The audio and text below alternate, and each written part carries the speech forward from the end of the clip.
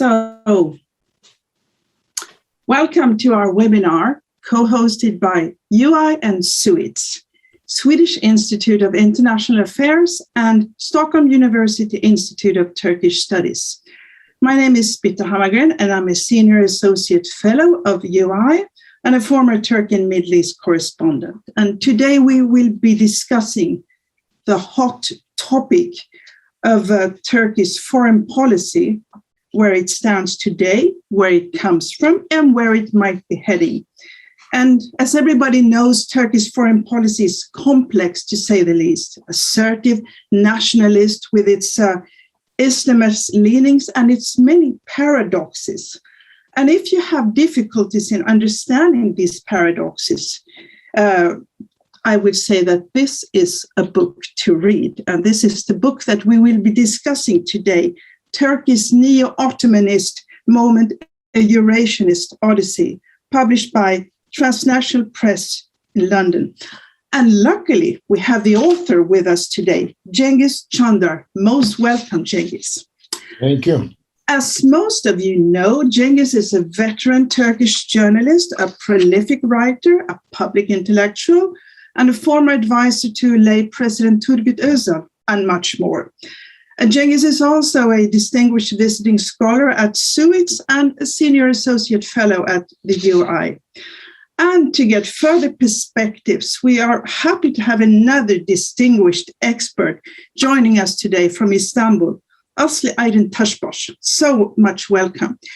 And Asli is a senior policy fellow at the European Council of Foreign Relations, and a very fine expert on Turkey and Turkish politics. So welcome to you, Asli. Thank you. Good to be here. And welcome also to our participants near and far. If you wish to ask questions throughout our session, which will be lasting for an hour and a half, please use the chat box.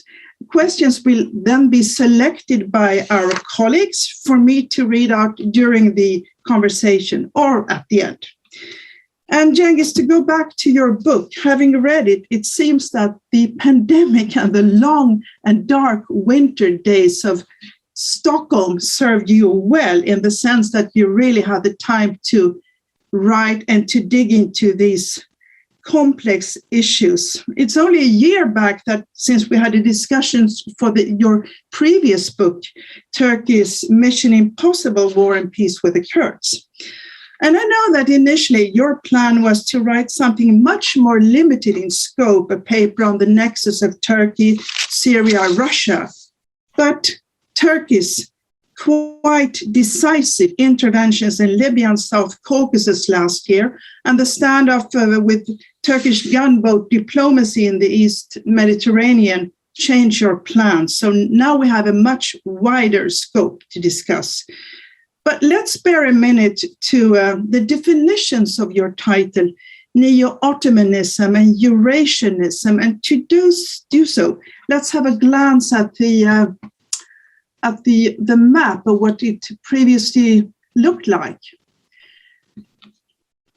I mean, this is the Ottoman Empire at its height, and the concept of Neo-Ottomanism is, of course, different, but in the 90s, Genghis, you actually coined the concept Neo-Ottomanism, we understand, but its connotations were different then than they are now.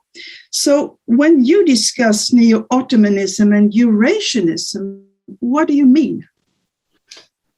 Very much so. Actually, when I had coined the concept, which later on considered as Özalian Neo-Ottomanism, it had nothing to do with the current usage or the current connotation of the notion. What we had in mind was with the end of the Cold War, when the former Ottoman territories, as could be seen on the map, which was part of the Warsaw Pact, or the Soviet influence zone, and also the Arab countries, all of a sudden, with the end of the Cold War, became an open space to extend the cultural and commercial influence of the newly emerging Turkey. So the Neo-Ottomanism, in the sense we had developed it, and which is more or less imported by Özal himself, by President Özal himself, as our fellow colleague here at UI, Igor Torbakov, very well formulated, suggested a premise devoid of nationalism, territorial expansionism, and aggressive political posture.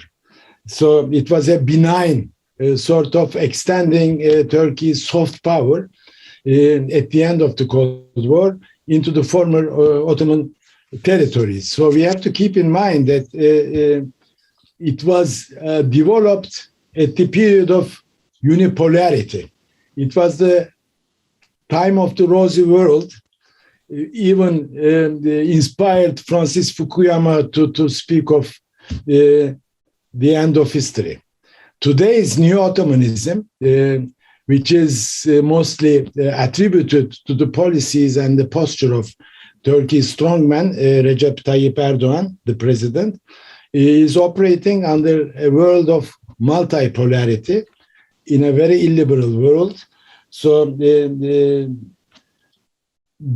Erdogan's Neo-Ottomanism, which is in essence is a unique blend of extreme Turkish nationalism and Sunni Islamism, it is inherently anti-Western and veritably a version of Turkish Eurasianism. By Eurasianism, what I mean is Turkey is drifting away from the Western world, and it is already sailing away from the West towards a new axis. That's why I called it a Eurasianist Odyssey. Odyssey is a question. It could end at the cover by a question mark, but Odyssey is by itself connotes a question. So the Odyssey is not a smooth sailing. It confronts hardships, disasters, calamities even, and the interesting thing is not the destination, but the journey itself. So it's an Odyssey, a Eurasianist Odyssey, meaning that it's drifting away from the West.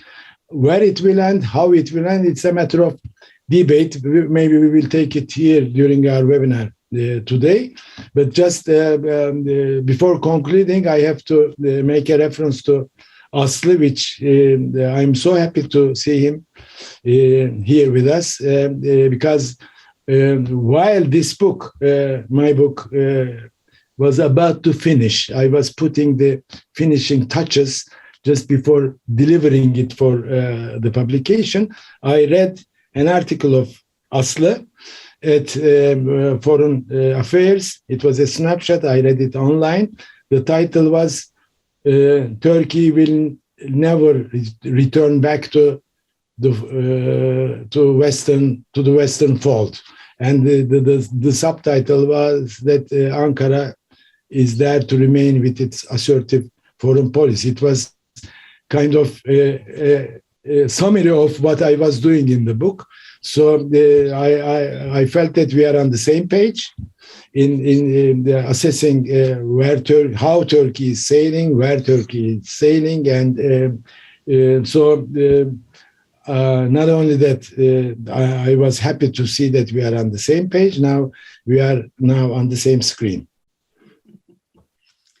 And with that, I think I'll leave the floor to Aslı. It's interesting to hear your comments on the connotations here of these words, but also your overall assessment of Cengiz's book.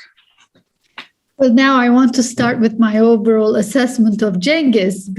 It's my time to return praise, and please forgive me for sort of indulging, because I have not seen Cengiz in person for a number of years. So it's lovely to see him on the screen. As you've mentioned, his him as an acclaimed journalist, but some of our viewers may not know that for the longest time in the Turkish public imagination, Genghis was synonymous with the notion of Middle East. Long before Turkey took an interest in the Middle East, people were reading his columns and his stories from revolutionary Iran, Lebanon, Iraq, and it was a huge inspiration to a younger group of journalists such as myself.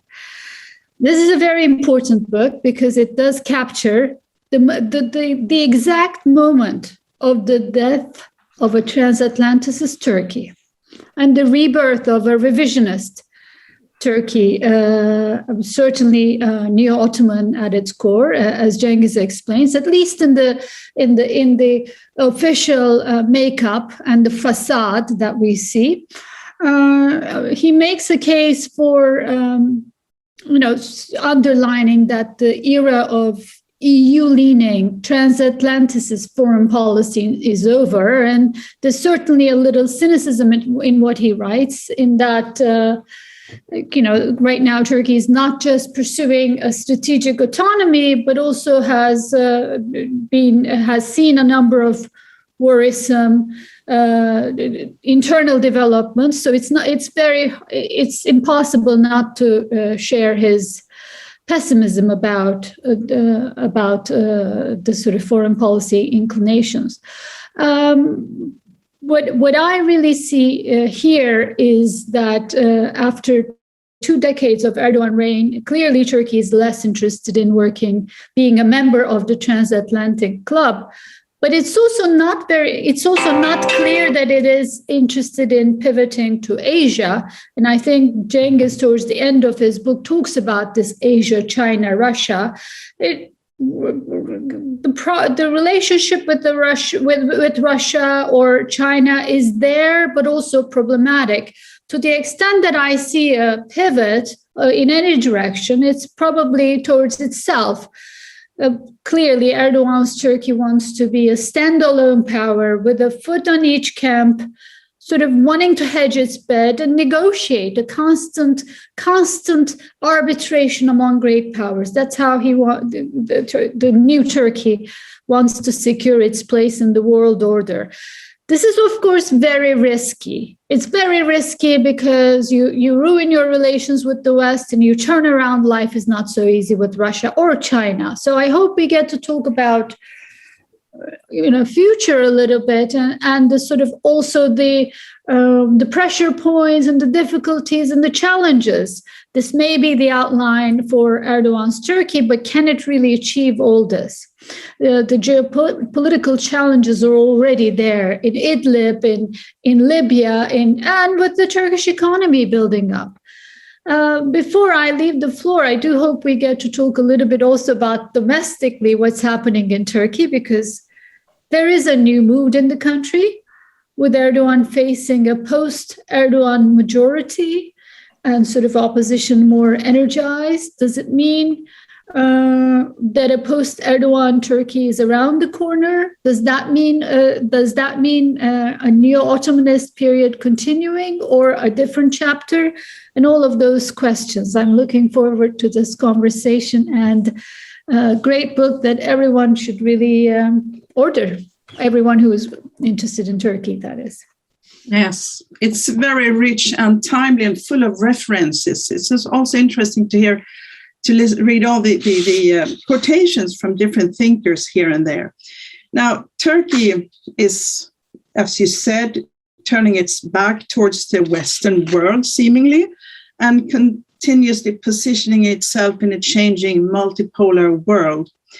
And you, Genghis, you write about the year 2016 as a turning point, not only domestically in Turkey when Erdogan became the full-fledged autocrat after what you call the controversial coup. Some say the failed coup attempt. And when the concept of the new Turkey was raised. But 2016 was also the starting point for this new foreign policy, which led to what you call Turkey's first move into Neo-Ottomanist on the Neo-Ottomanist chessboard inside Syria. Maybe we have a picture here with exactly where you can see the patchwork of Syria, with showing also some of the Turkish operations inside Syria starting in 2016. And Russia and Turkey were then and still are on the opposing sides in Syria. Yet, Genghis, you conclude that Turkey's incursions could not have happened without an endorsement from Moscow and from President Trump in 2019 in the Northeast. But can you explain this paradox, Russia and Turkey in Syria? Actually, I have to refer to my earlier book that I think you have it there. Yes, it's here. Mission Impossible, War and Peace with the Kurds. There is a whole chapter on the Russian role in regarding the coup attempt. It's called a failed coup or a botched coup, but it seems that the Russians, through their intelligence, played an important role in assisting the Turkish regime and Erdogan to confront the coup. And the Turkish-Russian relationship until a few weeks before the coup attempt was quite chilly, but the Russian prerequisite for the amelioration of the relationship or to restructuring the relationship necessitated Erdogan's public apology, which he did. And from that time on, the Turkish-Russian relationship was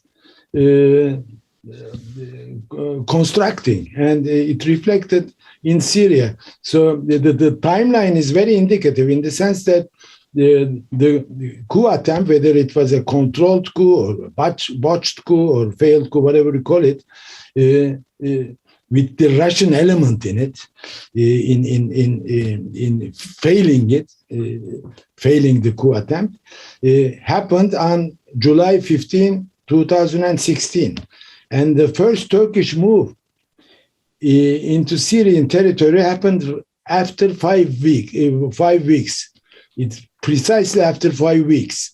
And without the Russian endorsement or Russian connivance, it was impossible. So the Russians led Turkey to move into Syria and to grab territory, as you see on the map, from Jarablus up to Elbab. But it was kind of a deal. Turkey aided, and this happened 5 weeks after the coup attempt, when nearly 20,000 officers were purged from the Turkish military, half of its admirals and the generals. So it was, if you just reflect for a second that if you lose half of your generals and admirals and 20,000 from your officer corps, you then get into a military move.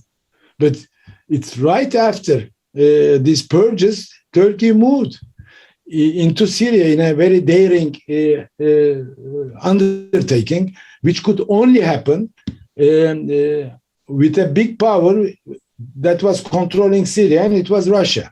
So there was kind of a Russia-Turkey deal regarding Syria, and Russia led Turkey to move in August 2016, and then Turkey led through its control over its Syrian proxies, certain jihadist Islamist groups, to deliver Aleppo to the regime forces, which were under Russian support. So from that time on, from autumn 2016, even before, late summer of 2016, Turkey and Russia are cooperating in Syria. They are competing, but at the same time, cooperating. We could also see in Idlib, in Afrin, for example, in the year 2018, it took within a very short space of time, Turkey entered and occupied the entire district of Afrin to the northwest of Aleppo, adjacent to Turkey's border, and overwhelmingly Kurdish part of Syria. And it could only happen that Russia let Turkey to use the Syrian airspace to assist the ground operation. Without the Turkish air support, it couldn't be achieved. So the timeline and the basic tangible facts illustrate to us that Turkey and Russia are cooperating in Syria. How come it happens? Because these countries should be has to be adversaries to each other. Here is the magic of the thing. Russia wants Turkey in Syria as much. It will create wedges in the transatlantic alliance, in Turkey's relations with the United States of America. So it is beneficial for Russia in the larger picture. And that's why it is called the relationship between Turkey and Russia is called or conceptualized as competitive cooperation or adversarial collaboration. It's a sui generis kind of relationship, but without understanding the gist of this new element in the Turkey-Russia relationship, it is impossible to understand where Turkey's foreign policy is about and where it is heading to. Asli, what is your take on the Russian-Turkish relations? Well, I think Genghis summed up the nature of this, the very strange nature of this relationship. Sui generis, he called it. It's an odd bird, the Turkish-Russian relationship, precisely for the reasons he has explained. It is the case, but maybe it's important to remember a couple of things. Yes, it is the case that Russians have green-lighted Turkish incursions, successive Turkish incursions in Syria and in Libya and in the Caucasus. But they've also put the brakes on Turkish expansion in all of these theaters. It's when the Russians blew the whistle in the Caucasus, everyone had to stop.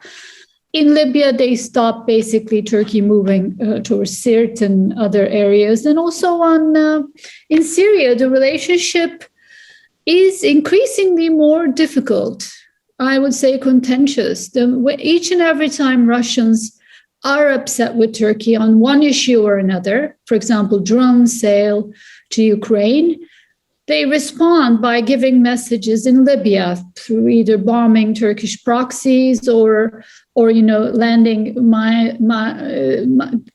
rockets very close to Turkish bases. So they have a shared interest in what they see as pushing the West out. But I think when they are left alone in the room together, it is not a honeymoon at all. Mm. This is not an institutional relationship. It's at the leadership level. And it's not a relationship that is proof that has made itself accident proof.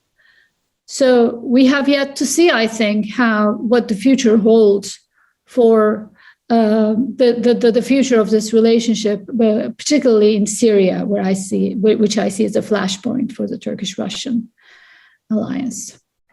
And you both already addressed the issue of Libya and the South Caucasus, and so let's move on to the year 2020. Last year, with Genghis, you call it the year of Turkey's year of belligerence, of warfare, where with more moves on the chessboard, and when Turkish drones became decisive in Libya, to the sense that it led to the ceasefire and the plan for the upcoming elections, if they will be held or not, it's still time to see. And also the Turkish moves in South Caucasus, and with Turkish gunboat diplomacy in the Eastern Mediterranean, when the Navy was escorting drilling vessels. But can we see a few pictures here? The drone industry is quite important for Turkey, and it's an important military industry. And if we move on to the picture showing where Turkey is sort of operating in the Eastern Mediterranean, that has its maritime agreement with the government in Tripoli, and it has its standoff with Greece and Cyprus in the East Med.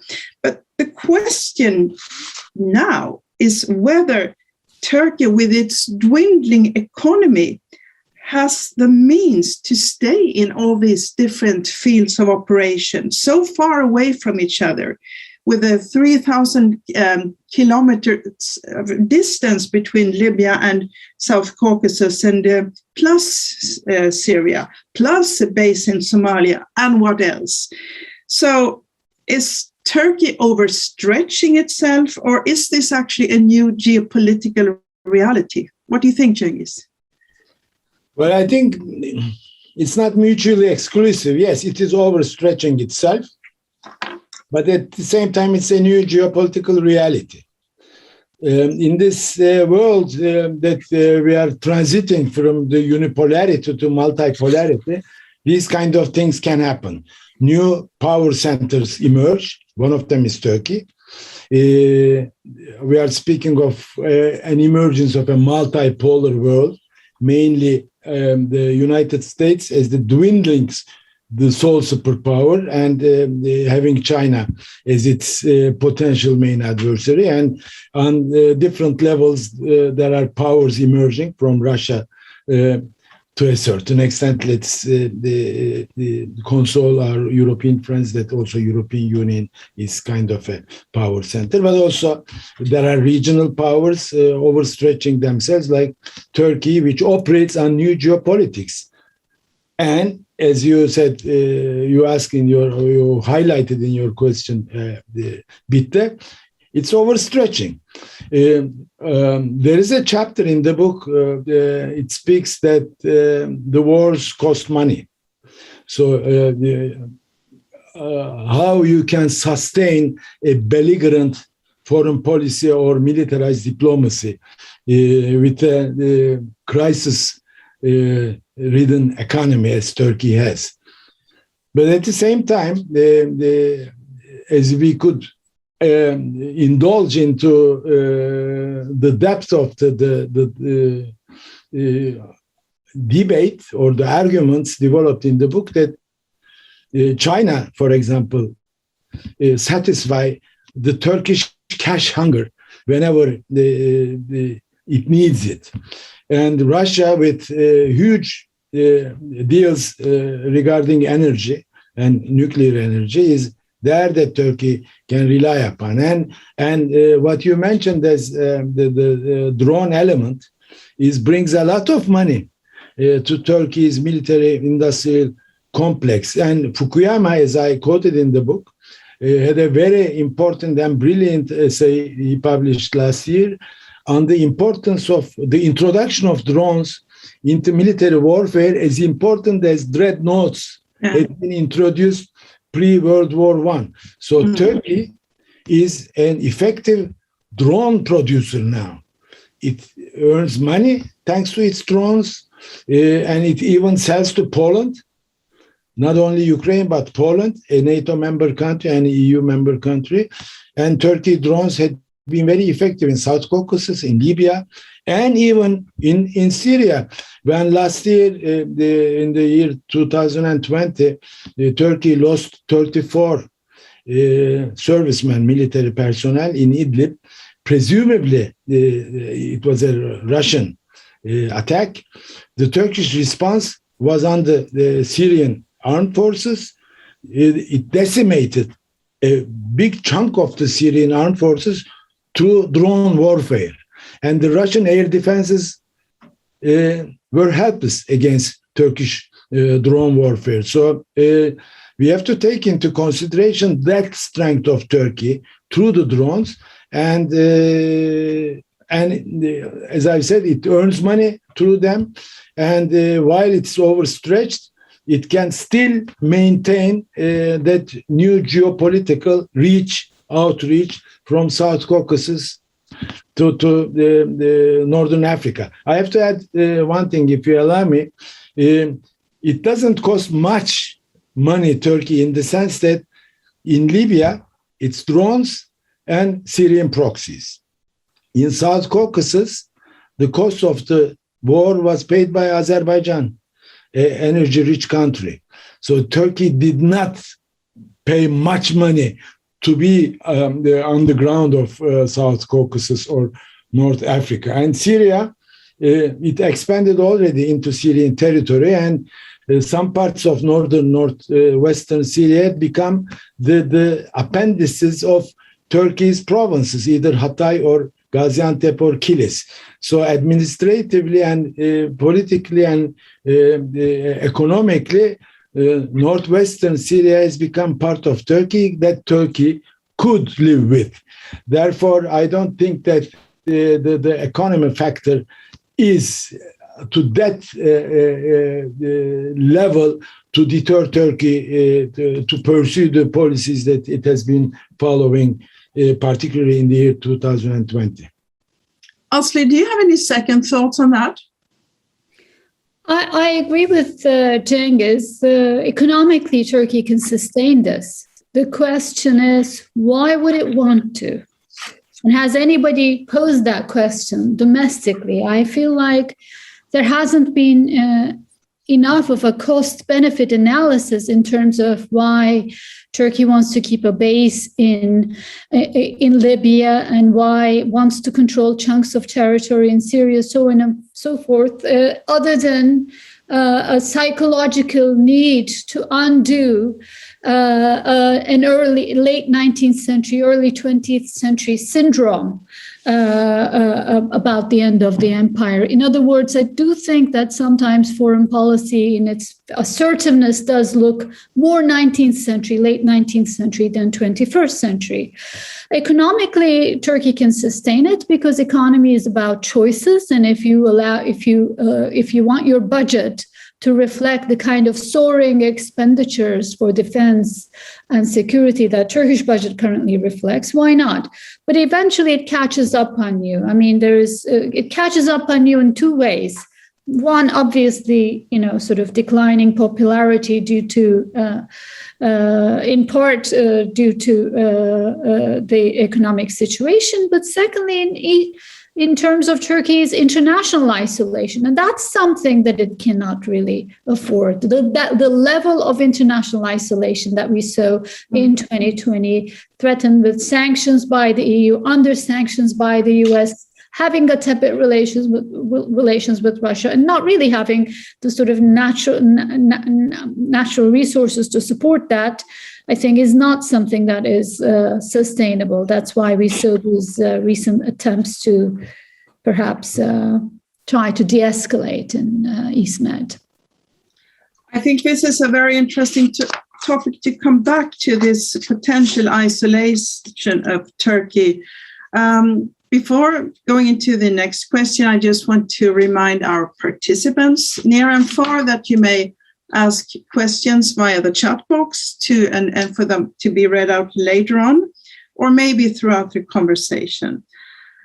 But I'd like to go back to the situation domestically in Ankara and in Turkey right now, because, there is, after the purges and after Erdogan's new turns and movements in politics, there's a new and an odd mix in Ankara, I would say, in the power centers. We have the old deep state people, we have nationalists of different stripes, Eurasianists, pan-Islamists, Neo-Ottomanists, and what have you.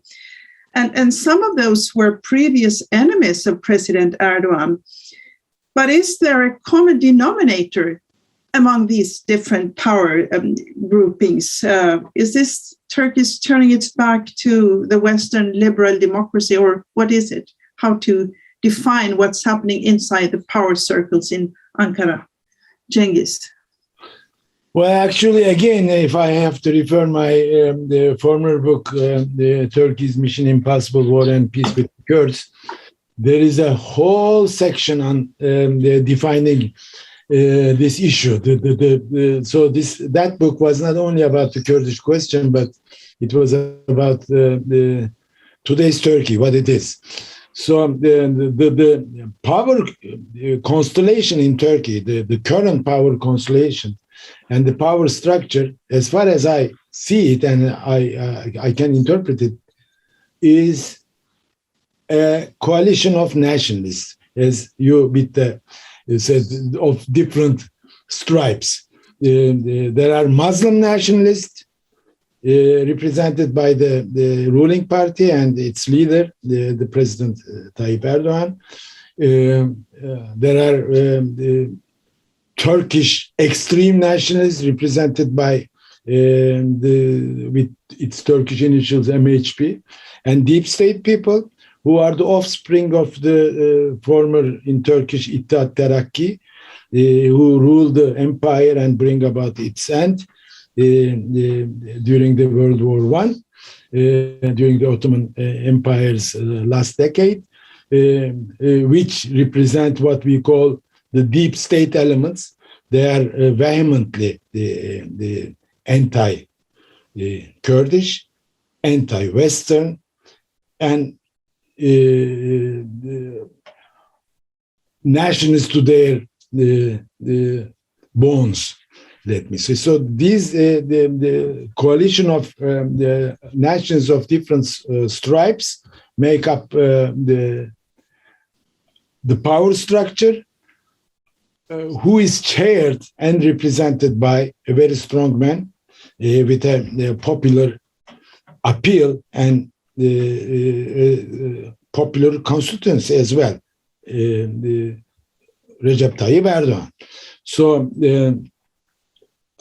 also he is in power almost for 2 decades. He has become the veteran international figure, and with the drift to illiberalism of the international system, as we see everywhere, from Brazil to Philippines, from India, China, Russia, and even the European Union itself, as Hungary and Poland, to a certain extent. So the regime in Turkey represents a zeitgeist. So the Turkish nationalist regime, which is an autocracy, an authoritarian regime, a coalition of different stripes of nationalists, led and headed and chaired by Tayyip Erdogan, had to have such a foreign policy. Because if you are such a nationalist regime with irredentist ideological drives, and also with a revisionist outlook for the international system, as we have to recall Erdogan's dictum. He brings it all the time that the world is bigger than 5, meaning the 5 permanent members of the Security Council.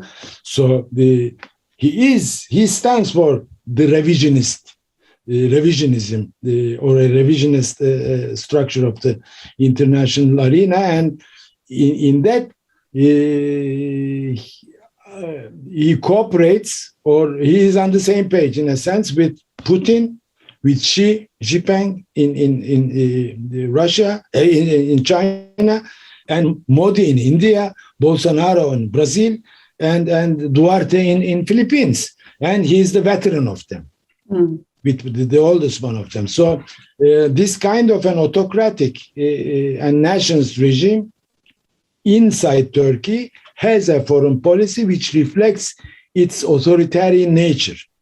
It has to be belligerent, it has to be revisionist, it has to be irredentist, it has to be expansionist in a sense. But can I ask you there, follow-up? I mean, you talk about how it's nationalist to its bones, but to what extent is Erdogan is he an Islamist to his bones, or is he more of an Islamist a la carte when it serves his interest? Well, it invites a passionate debate. This question, but since a couple of years, I believe, through research and through experience also, I have come to the conclusion that there are, in Turkish nationalism and Turkish Islamism, it's like Schengen borders. You can cross from one to the other without meeting or confronting the customs, or you don't need to show your passport. So it's interchangeable. That's why I call him Muslim nationalist. Mm. He is an Islamist by upbringing. He has very strong Islamic references. Just take the converting Saint Sophia, Hagia Sophia, the recent month of July, when it was converted back into a mosque after being served as a museum and it's very symbolic, almost a century from the time Kemal Atatürk. In early 30s until now, it was a museum. It was the most important monument of Christendom for 1,000 years, and it has become a mosque. And now it is again a mosque. So this was the big dream of Turkey's Islamists, to see Saint Sophia as a mosque, and he fulfilled it. Who? As an Islamist. But no Turkish nationalist was against it. Turkish nationalists were very happy to see Saint Sophia to be converted into a mosque. So in that sense, just bringing the symbolic element, that there is no much barriers to cross between nationalism and Turkish Islamism. They complement each other. Do you want to comment on this? Well, largely in agreement. I think Islamism is no longer a meaningful political force in Turkish politics or society these days. It's long been co-opted by nationalism as the ultimate unifying force, certainly within the power structure. But increasingly, you cannot help but notice the deep divide between society and the state, the regime, whatever you call it. If you walk around in Istanbul, you see more or less a colorful city. If you go to Ankara and, God forbid, attend any official meetings, it's all basically middle-aged men with mustaches, no pun intended, but who are coming pretty much from very similar backgrounds, sort of conservative, Sunni, middle-aged, and really resistant to any form of diversity or inclusivity. I mean, ultimately, I think that the social forces will push the state structures to open up a little bit. But so far, we've had Kemalists, we've had a brief period of Islamists, we've had a brief period with Gülenists, and we've had nationalists, certainly in state structures, but they've all been of very similar backgrounds in the sense that they've resisted a fundamental opening up and democratization of the state structures. So that's a big problem that I hope that our younger generations will ultimately take care of. Thank you. Let's move on to Turkish-Russian relations. As you mentioned, Asli, it's no honeymoon relation really between Russia and Turkey, and yet Putin is the foreign leader that President Erdogan has met with most often, as far as I know. And even though Russia and Turkey are on opposing sides in Syria, Libya, Ukraine, Russia let Turkey into its near abroad South Caucasus during the war last year. Why is this so, Genghis? Well, and can you explain what happened after the ceasefire, and in what sense is the Turkish presence there? Look, on this issue, I think we have to refer to what Putin has said and how he has seen it. There is, in certain milieu, in some circles, that there is a disbelief that Turkey's move into Russia's near abroad, which is also South Caucasus is part of it, cannot happen. Russia would not permit it. First of all, Russia is not that strong to prevent Turkey. There is not a structure of subservient relationship between Russia and Turkey. Russia is the senior partner, Turkey is the junior one, and if Russia lets, Turkey can move. If Russia prevents, Turkey can do nothing. There is no such an equation anymore. Russia, what could it do? It couldn't prevent Turkey's entry into South Caucasus because the conflict was between Azerbaijan and Armenia, and Turkey was siding with Azerbaijan. And Putin, he himself has, in responding to a question about Turkey's role, said that it is the consequence of the new geopolitics. What can I do? He said. Putin always refers the downfall of Soviet Union as the greatest catastrophe of the 20th century. So he again referred to it, saying that what has happened with the downfall of Soviet Union brings about this kind of geopolitical consequences.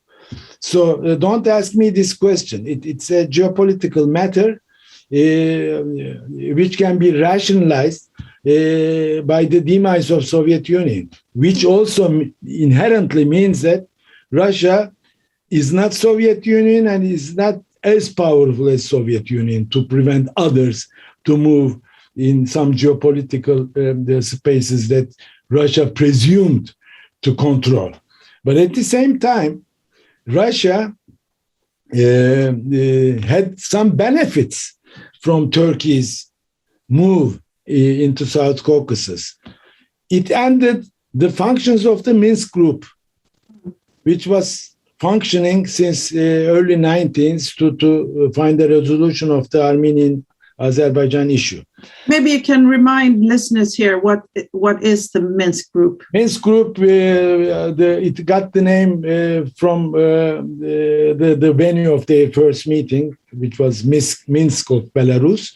So there are three co-chairs: the United States, France, and Russia, and the member countries, apart from Azerbaijan and Armenia themselves, the two belligerent elements of the South Caucasus conflict, Nagorno-Karabach conflict, Turkey, Sweden also, Finland, Italy, France, Netherlands, I think, Germany, I don't remember. So they are altogether 11 countries, but it was dysfunctional. Since for 2 decades, it couldn't bring any meaningful new element to resolve the Nagorno-Karabakh issue between Azerbaijan and Armenia.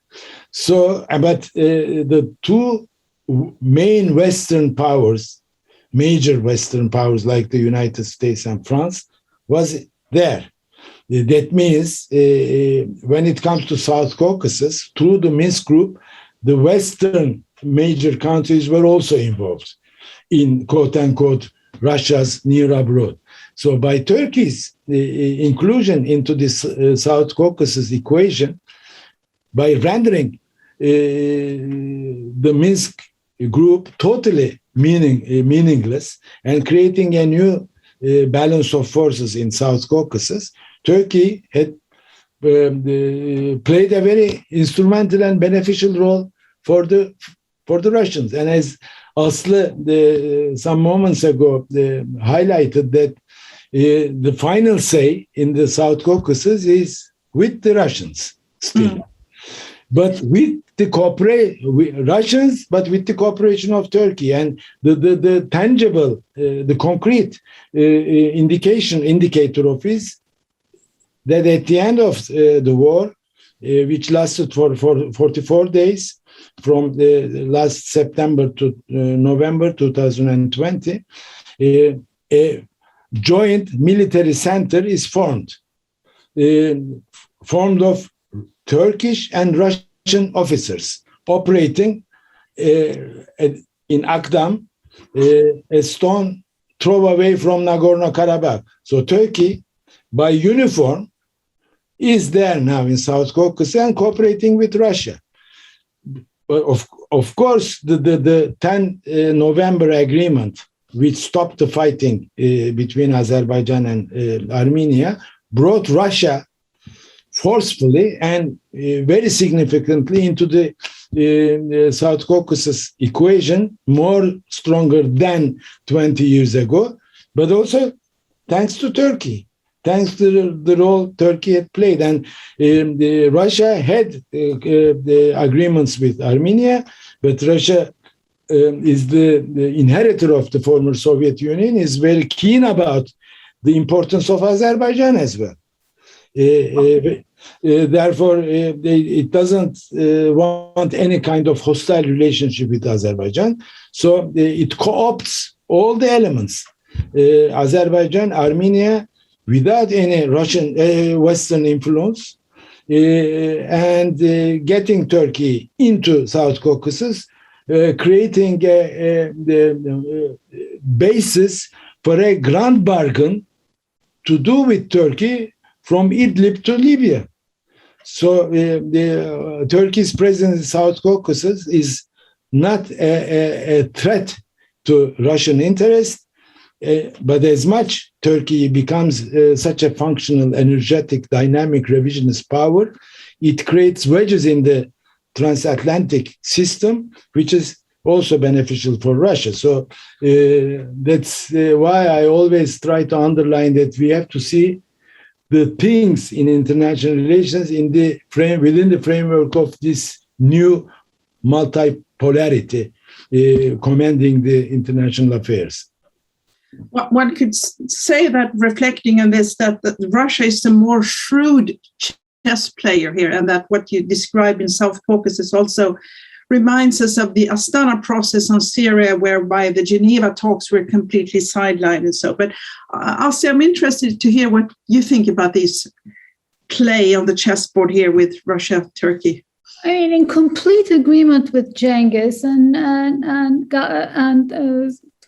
thanks to him for being so clear-eyed about the fact that an unintended consequence of Turkey's actions in the Caucasus was the fact that Turkey has essentially solidified Russian sphere of influence in the Caucasus, and with sort of controlling influence now over Armenia and Azerbaijan. And with Turkey having to settle for the glory, but none of the financial benefits they thought they would reap, and none of the political influence they thought they would reap.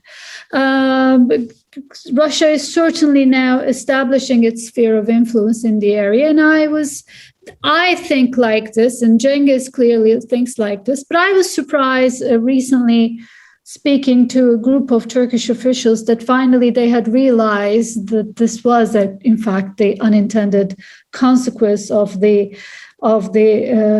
military conflict last year.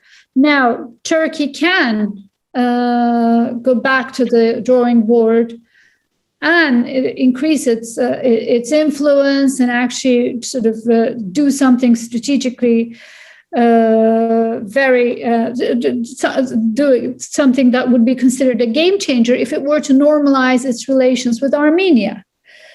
But we've heard Turkish officials talk about being open to opening the border, etc. But that too, at this point, seems to be something under the control of Moscow. We've recently seen Moscow gathering Russian, Armenian, and Azerbaijani presidents. There's been a phone diplomacy. Now there's going to be another round. I mean, the one issue that the one big strategic gain Turkey could have had from this entire military escalation, other than the impact domestically for the governing party, was the opening of a trade corridor, a land route over Armenia that not only allowed normalization with Armenia, between Turkey and Armenia, but also opened up trade routes all the way into Central Asia. Now, that seems to be something that is either on hold or basically something, the pace of that will be controlled by Moscow. And I think that is, as you said, Bitte, the chess player versus the non-chess player in this case. Yeah. As we speak about Central Asia and direct links here, we also have China in the picture. And I understand that Turkey now has a chance of direct links to markets in Central Asia and to China's Belt and Road via Central Asia. And China comes to Turkey with investments, and it comes with vaccine. But this realpolitik comes with a price. Turkey is rather silent on the fate of the Uyghurs in Xinjiang. And so I wonder, how easy is it for the pan-Turkic and the pan-Islamist circles in Turkey to swallow that pill? A question to me? You can start. Feel free to do that. Well, they, I think, already swallowed it, whether willingly or not, but they swallowed it. In the book, I think it was the last subtitle of a chapter that I put it, the moral bankruptcy of Turkish nationalism.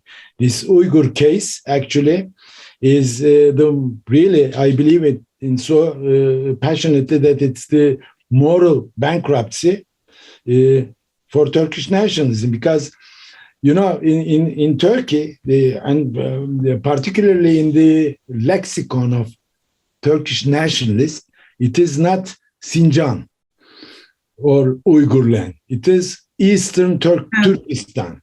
It is always addressed as Eastern Turkestan, as one of the cherished causes for Turkish ethnic nationalism.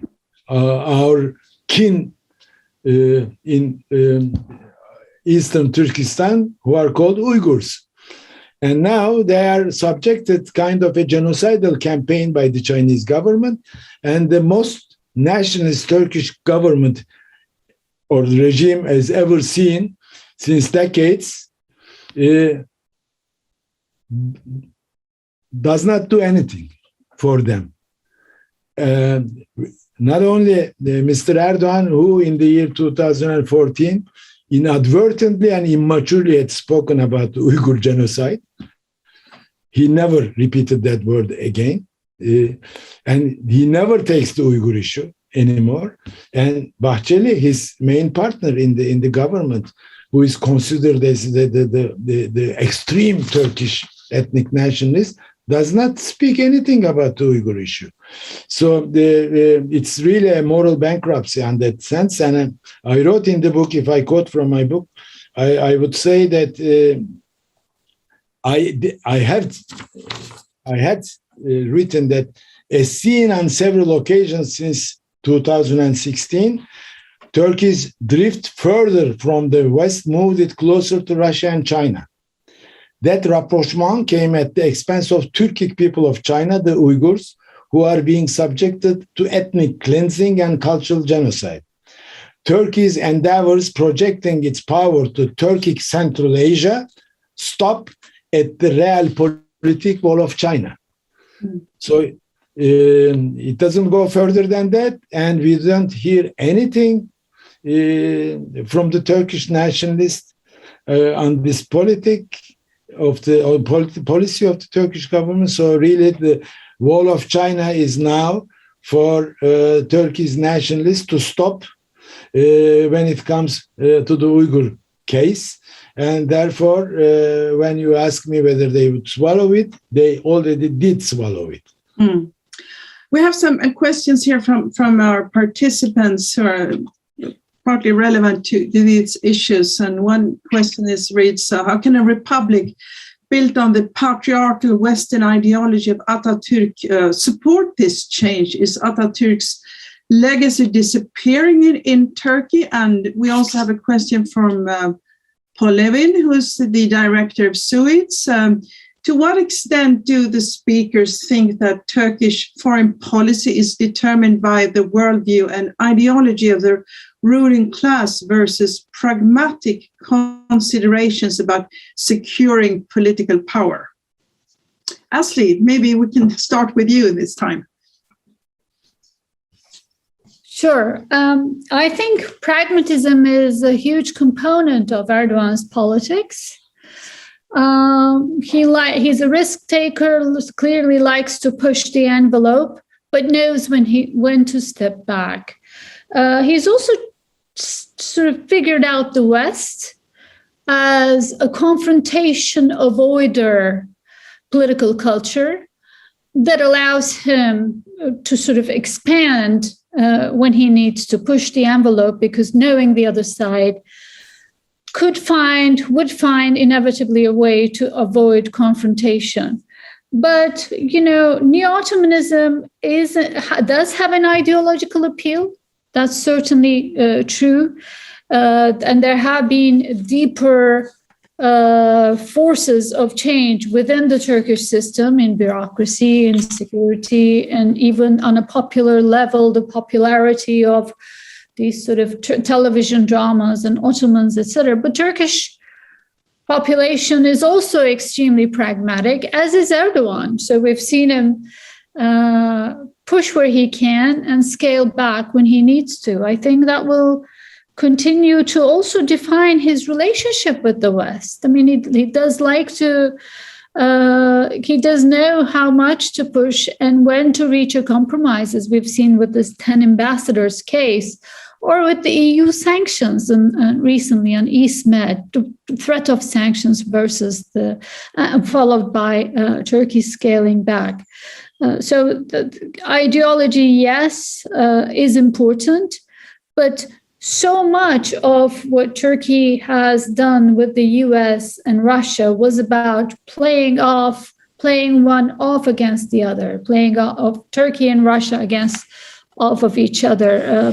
Erdogan has been very successful, skilled in filling the sort of vacuum in the international system. It's not that he woke up one day and decided to deploy in Libya. The war had been going on for years, and the Libyan government Tripoli was about to fall. They went around, the GNA went around door to door, and I think Turks saw an opportunity there.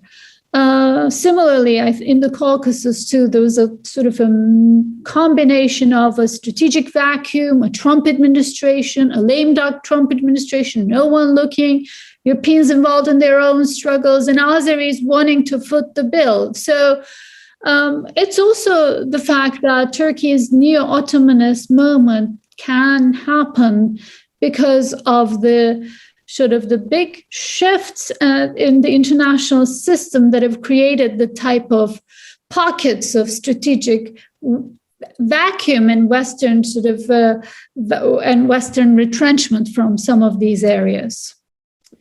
So let's focus a little bit more then on Turkey-NATO relations and Turkey-EU. Maybe we can use a slide here with showing the Eastern Mediterranean. I think, yes, this is from the advancements of the Turkish Navy during the drilling off the Cypriot coast with France, Greece, and Cyprus, where they didn't get the expected backing from NATO and the EU. And we've seen now a temporary de-escalation, which can be there's a reason to ask what happened actually behind the scenes. And we also have a question here from the participants. How vulnerable would NATO be without Turkish membership, considering Erdogan's dealings with Russia and China? So, first of all, what about the de-escalation in the Eastern Mediterranean? What happened actually? How can this be understood? Well, when Bitte, you were asking the question or making the observation that it didn't get the support from the EU. You meant Turkey or Greece? Yes. Which one, Turkey or Greece? Sorry. No, well, France and Greece were, as I understand it, were expecting more support from the EU, but I understand that Germany played a role here. That's what I'm trying to get at. Exactly. So that's actually the Eastern Mediterranean standoff of last year, 2020, also reflects the vulnerability of the EU internal harmony and solidarity. There were two EU member states involved in the conflict, Greece and Cyprus, and also France overtly, very clearly came on the side of the Greece and Cyprus, but nothing happened. Why? Just you underline now, because of the position of Germany, but not only Germany. Also, Spain and Italy were closer to Turkey. Even don't even mention Poland and Hungary. They are very pro-Turkey when it comes to alienating or isolating Turkey, and to a certain extent, another tiny but nevertheless a Mediterranean actor, Malta, as an EU member. So there was no EU consensus regarding the East Mediterranean situation in the EU itself. I don't think that it is much different right now. Look at, well, I think you will come to that question as well concerning this 10 ambassadors drama, which we had undergone very recently. Among the signatories, there are no names of Spain and Italy, where you have and Greece. Interestingly, but understandably, you have United States, all the Scandinavian countries, Germany, Netherlands, France, but not Italy and Spain. So when it comes to Turkish-Greek conflicts or the matters of East Mediterranean, you don't see any kind of inner solidarity or harmony in terms of taking a political stand vis-a-vis Turkey within the EU. And Turkey benefits from it. But what I need to say at this very moment, that recently this standoff, although the positions did not change, neither the Turkish position nor the Greek position changed, but one of the byproducts of this standoff is that Greece is strengthening its posture and its alliances. Now, it made a big armament deal with France in terms of air force and naval forces, and it expanded its military relations with the United States. And the United States are investing a lot and enlarging its investments on their military regarding the military facilities on Greece. One very important, including Alexandroupolis, just a stone throw away from the Turkish-Greek frontier.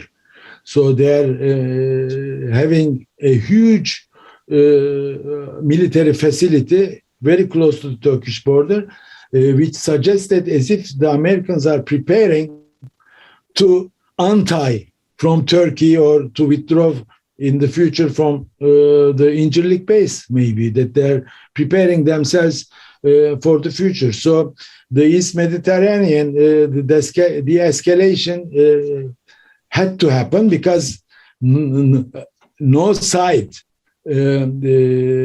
party to the standoff in the Eastern Mediterranean are ready to go to war for it. So at one point, the escalation is the lowest common denominator between all the actors, but the side effects, the byproducts of the conflict is more strategic, it seems, and the balance of power is tilting in the East Mediterranean, tilting towards Greece at this moment. So it is very difficult to predict how this conflict will play out in the near future or midterm. Mm-hmm. And Asti, what are your thoughts about the de-escalation here? Well, East Med is an issue in which we can say, just because you're paranoid doesn't mean you're not followed.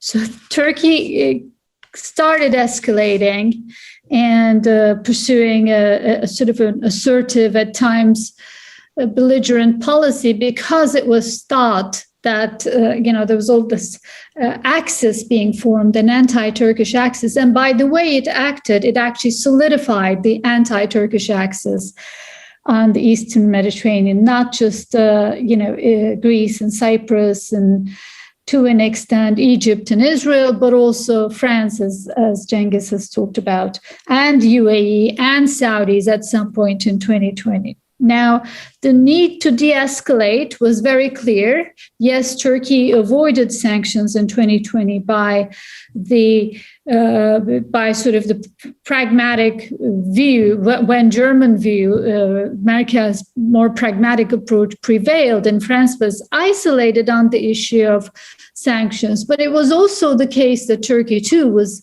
severely isolated. So we saw over this past year, 2021 has been very different from 22, sort of a series of envoys and meetings in Egypt and reaching out to regional rivals, even countries like UAE, which Turkey until a year ago, Turkey considered UAE its sort of arch nemesis in the primary rival in the area, but then was willing to send envoys and try to reach a deal with Egypt and UAE and certainly the Saudis and all of that. But let me say that these waves of normalizations, also to do with the expectation of U.S. retrenchment from the Middle East and the Biden administration's pullback from the region. But these waves look very weak and fragile and reversible. It's clear to me that no one's really interested in starting a strategic engagement with Turkey until they see what will happen in the country in the next elections. So yes, there is some offer from UAE to invest in Turkey and a handshake, but it's reversible. Yes, there is the exploratory talks between Turkey and Greece, but there's nothing being talked. Yes, there's some sort of comings and goings between Egypt but nothing really. So I think this whole year will be a year of waiting, hoping that, accidents won't happen. And we will get back to the issue about the Turkish elections at the very end of our conversation. But we also have a time of waiting for Germany, because as I can see it, no other European leader has had such an impact in dealing with President Erdogan as Angela Merkel, and since she's about to leave the scene. What would you say that would mean for EU-Turkey relations at this moment before the Turkish elections? Asli, I addressed this question to you first. Merkel has really been the Erdogan whisperer, not just in Germany, but for the entire Europe. She's nailed down the migration deal. She has essentially so that this relationship transitioned from an accession conversation to a partnership, privileged partnership of sorts, even though it was never officially announced. And I think she also convinced European countries, many at least, that there should be a pragmatic, a transactional relationship with Turkey, and that's okay. That's fine, that Europeans should not feel bad about it. I think it's remarkable that conditionality on the relationship is being lifted. Human rights conditionality and sort of Turkey's deviation from Copenhagen criteria, and all of that is primarily,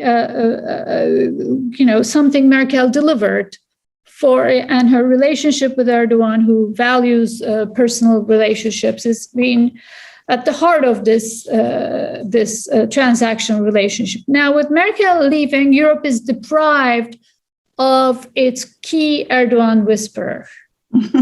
So that's a problem. That's a problem when it comes to issues. I do hope that the next coalition in Germany will bring human rights and democracy into this conversation, because the fact that Turkey is still in an accession process, yet is treated like Egypt or China in the sense that its domestic situation is entirely a non-conversation outside of the European Parliament, I think is a little worrisome. And also it's also worrisome given the fact that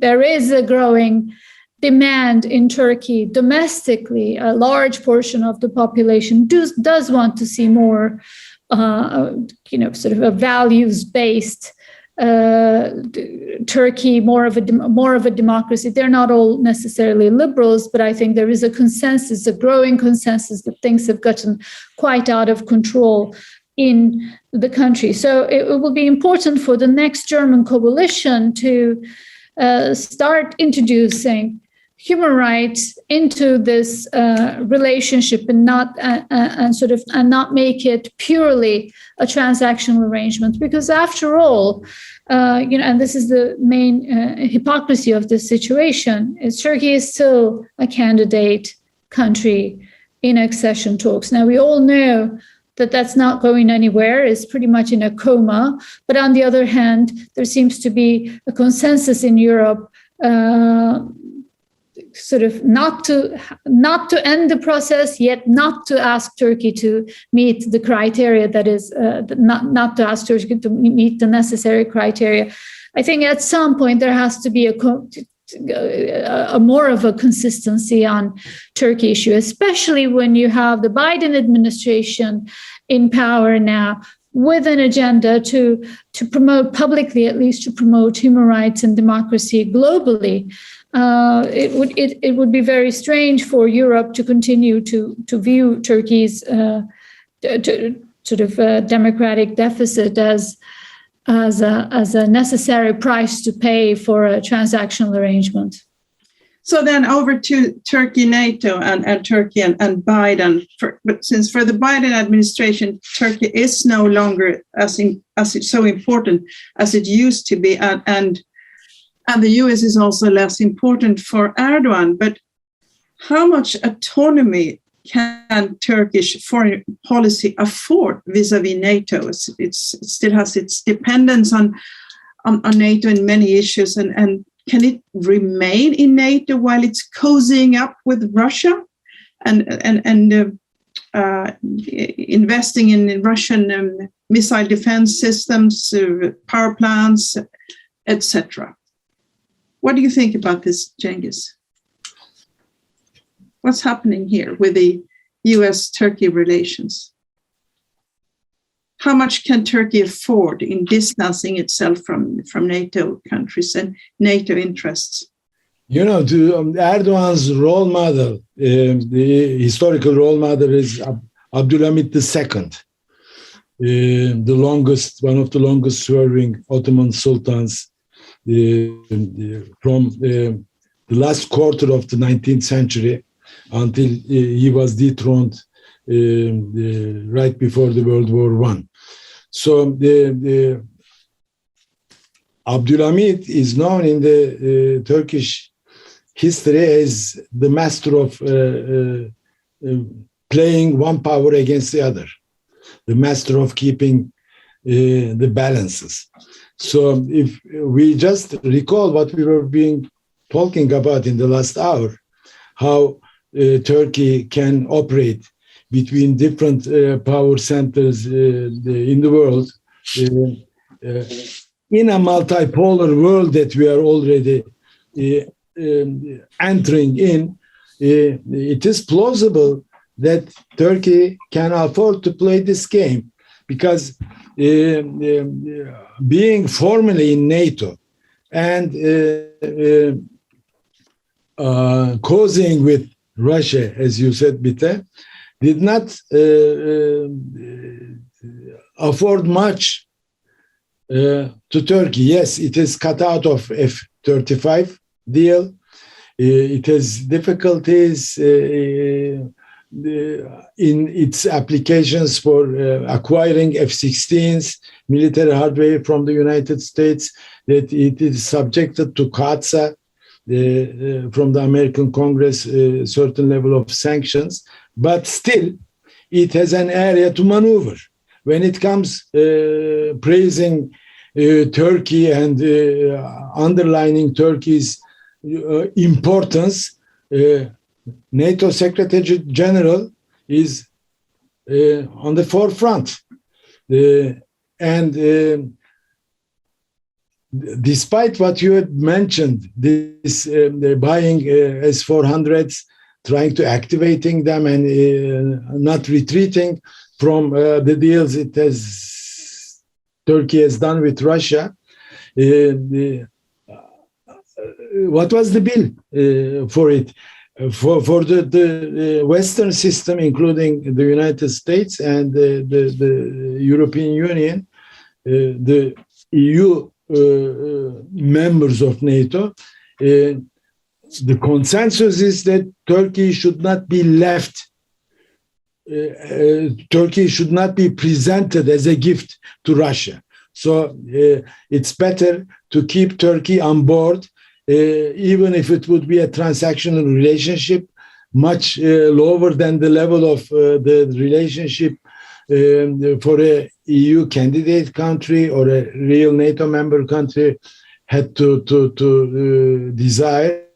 Nevertheless, to keep Turkey on board and to be reconciled with transactional relationship is the order of today, and it can go as far as it can go. So I don't think that it's a big issue for Turkey to make a decision whether to be on the Western side or to go on with its Eurasian Odyssey. It can happen. This is one of the consequences of transiting from unipolar world into multipolar world. The international atmosphere allows this to happen. And you already mentioned the issue of the 10 ambassadors' statement about the necessity to release Osman Kavala, the Turkish philanthropist, and who's been in jail for 4 years now. And the Turkish Court of Human Rights, the European Court of Human Rights has stated that Turkey must fulfill its commitments as a member state and release him unconditionally. And the statements from these ambassadors underlines that. Yet they seemingly backtracked somehow after having been declared persona non grata. So I wonder, what is your take on this? Was this statement wise or clumsy at the end of the day? Genghis, you first. Well, I'm not sure if we have to pick up either the definitions, whether it is wise or clumsy. Maybe we have to look forward to find a third or fourth one. Okay, how to get him released then? How? Well, when I heard about the 10 ambassadors statement, it was one of the rare moments that we have seen or we have witnessed in the last 2-3 years that the Western world is coming back with a value-based political attitude vis-a-vis Turkey. Because just as Aslı was describing some moments ago on Merkel, Erdogan's whisperer, since 2016, when the refugee deal was reached between the EU and Turkey under the aegis of Ms. Merkel, Turkey was treated by the Western world without referring to any kind of value-based attitude. So for me, it was a hopeful sign that the Western world will start to go back to its value-based system in its dealings with Turkey. But what happened later, although it's maybe a very calculated or measured political move, referring to the Article 41 of Geneva Convention, made the statement to look clumsy, actually. Why? Because it gave the necessary ingredient to Erdogan and the regime in Turkey, as if they came out from this imbroglio victorious. Yeah. But more than that, the next day, Biden having this meeting with Erdogan just after this episode, and a day after that, the 10 ambassadors, including the ambassador of the United States, were not invited to the celebrations of the anniversary of the foundation of the Turkish Republic. It was a slap on the face of the Western world. And the next day, Biden is talking with Erdogan in front of the camera. So altogether, it makes it a clumsy picture. Yeah. But again, I have to cut you short there, Genghis, because time is running so quick while talking to both of you, and we only have 2 minutes left now, and we have still the elections to talk about. So I'll give you 1 minute each to discuss what is the likely outcome of the next elections and how could that affect Turkish foreign policy. I start with you, Aslı. Well, 1 minute. Okay.